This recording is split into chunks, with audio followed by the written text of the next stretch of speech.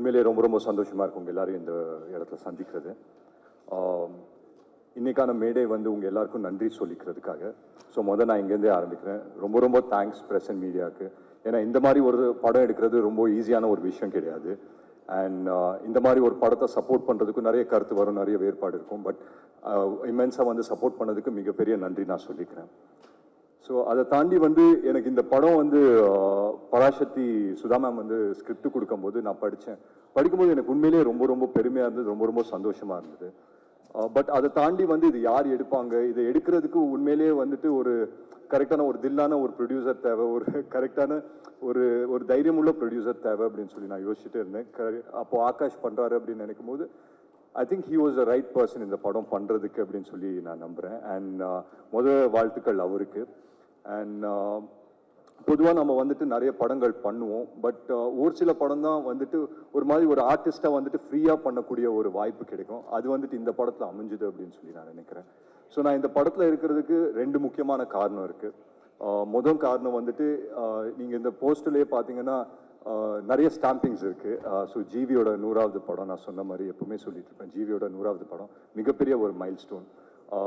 அதை தாண்டி எஸ்கே பிரதரோட 25வது படம். ஸோ அதுவும் வந்து ஒரு ரொம்ப ஒரு ஸ்பெஷலான ஒரு ஃபீலிங். ஏன்னா சில பேரோட க்ரோத்தை நம்ம பார்க்கும்போது ரொம்ப பர்சனலாக ஃபீல் ஆகும். அந்த மாதிரி எஸ்கே பிரதரோட க்ரோத்தை பார்க்கும்போது it feels very very personal. So அவரோட ஒவ்வொரு சக்ஸஸும் வந்துட்டு ஐ ஃபீல் தட் எங்களுக்கு மட்டும் இல்லை, நிறைய பேருக்கு ஒரு இன்ஸ்பிரேஷனாக இருக்குது அப்படின்னு சொல்லி நான் நம்புகிறேன். அதெல்லாம் தாண்டி என்னோட டியரஸ்ட் ஃப்ரெண்ட் அண்ட் எனக்கு ரொம்ப பிடிச்ச ஒரு டைரக்டர் சுதா மேம்.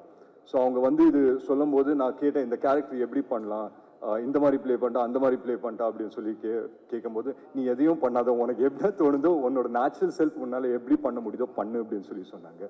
ஸோ அதுக்கு நான் மிகப்பெரிய நன்றி நான் உங்ககிட்ட தான் சொல்லுவேன். இன்றைக்கி வந்துட்டு சின்னதுரை என்ற கேரக்டர் வந்து நிறைய பேர் நல்லா இருக்குது, நல்ல எனர்ஜெட்டிக்காக இருக்குது அப்படின்னு சொன்னாங்கன்னா அது முக்கியமான காரணம் வந்து சுதா மேம் தான். ஏன்னா அந்த ஸ்பேஸ் எனக்கு வந்து கொடுத்தாங்க. ஸோ ஒவ்வொரு விஷயமும் வந்துட்டு செட்டில் போய் நம்ம வந்து பண்ணும்போதும் ரொம்ப ஒரு நுணுக்கமாக பார்த்தோம் ஒவ்வொரு விஷயமும். But at the same time வந்து அந்த ஃப்ரீடம் இருந்தது. So it's very special to me. அதெல்லாம் தாண்டி ஒரு விஷயம் நான் சொல்லணுன்னா, எனக்கு வந்துட்டு இந்த ஸ்கிரிப்ட் கொடுக்கும்போது சுதா மேம் ஒன்று சொன்னாங்க, it's loosely based on student union leader ராஜேந்திரனோட கதை அப்படின்னு சொல்லி சொன்னாங்க. ஒரு சின்ன இது மட்டும் கொடுத்தாங்க, இந்த கேரக்டர் நான் ப்ளே பண்ணுறது. ஸோ அது எனக்கு ரொம்ப இன்ஸ்பைரிங்காக இருந்தது. அது ஒரு சேலஞ்சாக நான் எடுத்துக்கிட்டேன். இல்லை இதை பண்ணால் நம்ம கரெக்டாக பண்ணணும், இதை பண்ணால் வந்துட்டு எல்லாருக்கும் போய் சேர்க்குற மாதிரி இருக்கணும் அப்படின்னு சொல்லி நான் நினச்சேன். I hope I've done justice, தெரியல.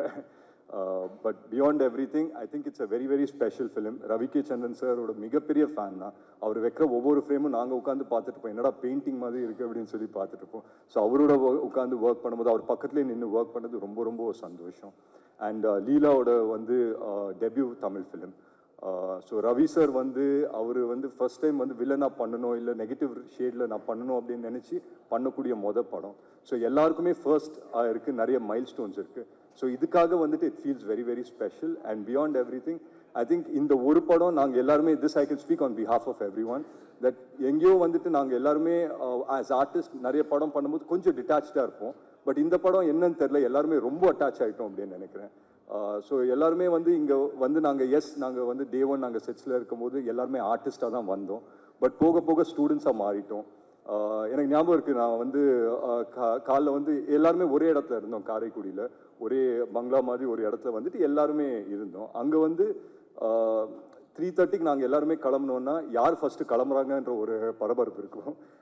ஏன்னா சடனாக ஸோ எஸ்கே பிரதரோட ரூம் என் பக்கத்தில் இருக்கும். அவர் வந்து கதவை சாத்த போது ஐயோ இவர் போயிட்டாரு, நமக்கு லேட் ஆகிட போகுது அப்படின்னு சொல்லி நம்ம கிளம்பி சீக்கிரம் போகிற மாதிரி இருக்கும். ஸோ யார் வந்து ஃபஸ்ட்டு போய் சேர்றாங்க and we all become like school kids அப்படின்னு நினைக்கிறேன். அண்ட் அதுதான் நினைக்கிறேன் இந்த ப்ராசஸ் எங்கள் எல்லாருக்குமே ரொம்ப ரொம்ப என்ஜாயபிளாக இருக்குது. மேலும் நான் என்ன சொல்கிறேன்னா, பார்த்தவங்க சப்போர்ட் பண்ணவங்களுக்கு ரொம்ப ரொம்ப நன்றி. பார்க்காதவங்க தயவு செஞ்சு தியேட்டர்ஸ்க்கு வந்து பாருங்கள். It's one film that you should miss in theatres. So ரொம்ப நன்றி. அண்ட் என் டீமுக்கு நான் ரொம்ப நன்றி சொல்லிக்கிறேன். தேங்க்யூ.